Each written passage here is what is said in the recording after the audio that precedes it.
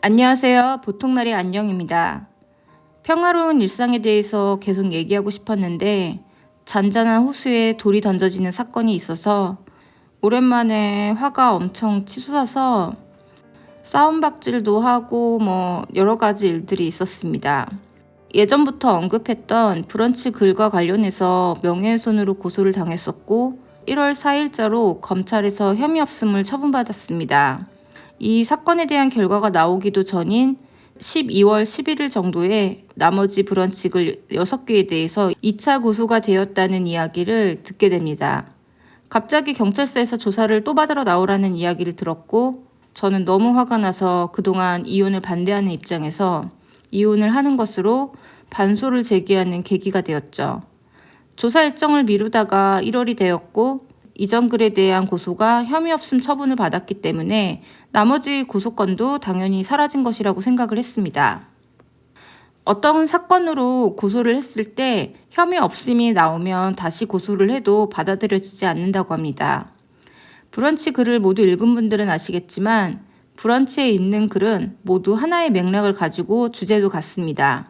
H에 대한 정보는 결혼을 하면서 스스로 호구가 되었다라는 글 하나에 몇 가지 정보가 포함되어 있을 뿐 나머지 글들은 H에 대한 정보는 전혀 나와 있지 않습니다.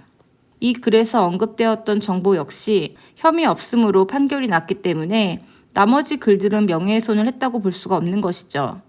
심지어 제가 자살을 한 일에 대해서 글을 쓴 것까지 자신의 명예훼손을 했다고 하는데 도대체 명예훼손이 뭔지 저러고 설치는 건지 정말 화가 났습니다.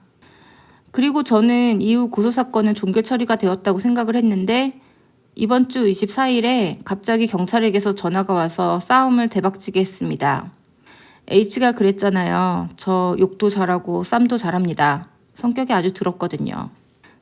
그래도 몸이 아프고 나서 이 더러운 성격 많이 죽여가면서 사람들에게 친절도 베풀고 좀 착한 사람으로 살려고 다르게 살고 있었는데 경찰도 죄진 사람처럼 쫄아서 대응을 하면 사람을 우습게 보면서 행동한다는 것을 그동안 2번의 조사를 통해서 저는 알게 되었습니다.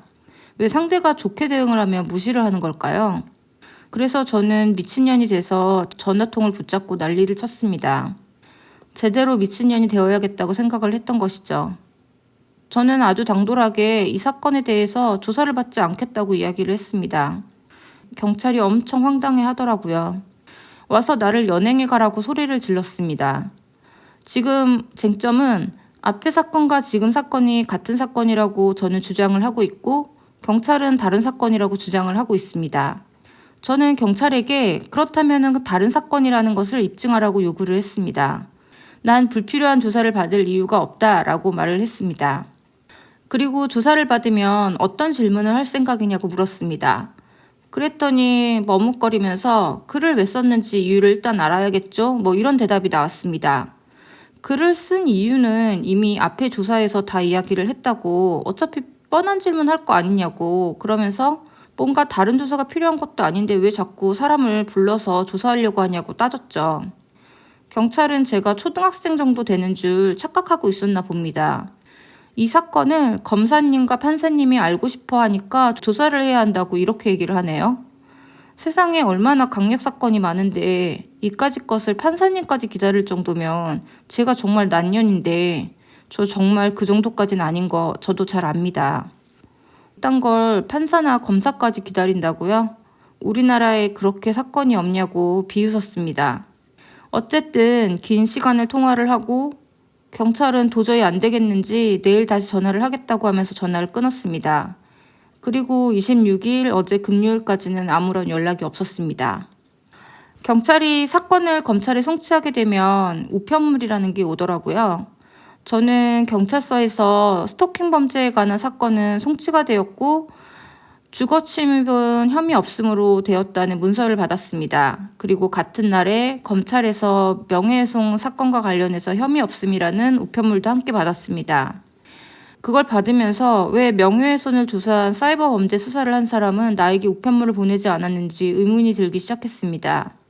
몰랐는데 어제 관리비 내역서를 챙기다가 명예훼손 관련한 우편물을 보게 되었습니다. 열어봤는데 되게 이상했어요. 10월 31일자로 명예훼손 사건과 관련하여 불송치, 그러니까 혐의 없음으로 경찰이 결론을 내렸던 것입니다. 저는 그것도 모르고 있었던 것이죠. 그런데 검찰에 송치되었다는 문자를 받은 시기가 15일 뒤, 그러니까 11월 15일에 받았습니다. 혐의 없음을 결정했다가 15일 뒤에 혐의가 있음으로 바뀐 내용에 대해서 저번에 통화한 다른 수사관을 통해서 이야기를 들었고, 그 배경에는 H가 불송치에 대해서 강력하게 항의를 했다는 것도 알게 되었습니다. H가 항소한 소장에는 이런 자료가 등장하는데, 이 문서는 고소한 사건에서 경찰이 혐의가 있다고 의견을 냈다며 제출한 것입니다. 이때는 검찰로 송치된 이후였고, 검찰에서 결론이 나기 전이었기 때문에 그들은 지속적으로 저를 범죄자로 몰아가며 소송을 진행하고 있었습니다. H가 증거로 제출한 수사관이 작성한 것이라고 한 글에서는 이 사건 글의 내용 중 내 남편은 의대 교수이자 대형병원 의사이다. 기초의학, 의전원, 책을 썼다는 내용이 작성되어 있는 점과 실제 고소인이 지인들로부터 고소인이 아닌지 메시지를 받은 점을 보면 이 사건 글에 고소인의 성명 등이 명시되어 있지 아니하더라도 고소인을 지목하는 것인지 알 수 있다라고 되어 있습니다. 어떤 이유로 혐의가 없는 사건이 15일 만에 이게 고소인을 지목하는 것이 되었는지 너무나도 이상한 생각이 듭니다. 이 글을 정말 수사관이 작성한 것이 맞는지, 그럼 수사관에게는 무슨 변화가 있었기에 이런 자료를 고소인에게 보낸 것인지 의심스럽습니다. H가 경찰의 결정을 뒤집을 정도로 강력한 증거를 제출한 것인지, 아니면 어떤 근거로 15일 만에 없던 혐의가 이렇게 혐의 있음으로 되었는지 확인이 필요할 것 같습니다. 경찰의 결정을 뒤집을 정도로 강력한 증거가 있다면 그들은 현재 진행되고 있는 민사소송에서도 그 증거를 제출했을 것입니다. 하지만 그들은 12월에 결국 패소를 했습니다. 그리고 다시 항소를 했고 현재 고등법원에서 이 사건 관련 재판이 진행 중입니다. 어제 검찰로부터 문자를 받았습니다. 스토킹 범죄의 처벌 등에 관한 법률 위반에 보완 수사 요구라는 결과가 왔습니다.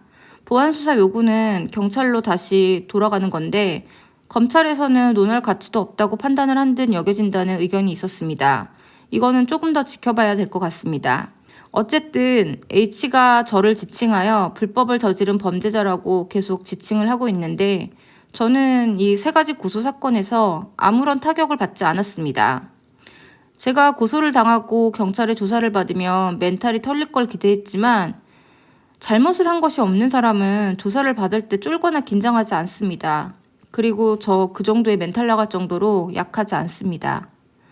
지난번에 경찰 조사 과정에서 받은 녹음 CD를 요청했고 받지 못했다는 이야기를 전하면서 차후 공개하겠다고 이야기를 전한 바가 있습니다.